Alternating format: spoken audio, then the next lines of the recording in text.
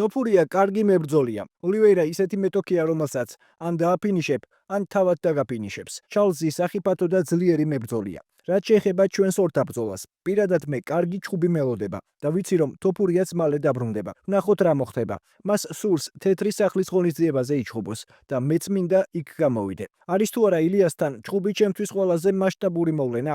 ვფიქრობ, MMA-ის გულშემატკივრებისთვის ეს მართლაც დიდი მოვლენაა. ხალხს სურს ეს ჩხუბი ნახოს და თუ UFC მოისურვებს, შეგვიძლია ოქტაგონში შევხვდეთ. თუ ისაქან მოვა, ჩემთვის უკეთესი იქნება. მსუბუქი წონით დივიზიონში ჩასვლა და წონის დაფიქსირება გამიჭირდება. დანა ვაიტს ამის სანაცვლოდ დიდი ფულის გადახდა მოუწევს. ვნახოთ რა მოხდება. არ ვიცი ახლა ილგიას მომდევნო მეტოქე ვინ იქნება. არმან ცარუკიანმა ოლივეირას და თოფურიას ორთაბრძოლა დაასვია. წონა ჩააბარა და ვფიქრობ, ამის შემდეგ სატიტულო შანსი იმსახურებს. თუმცა არ ვიცი რა მოხდება. ჩემი აზრით, ილიას მომდევნო მეტოქე არმანი უნდა იყოს.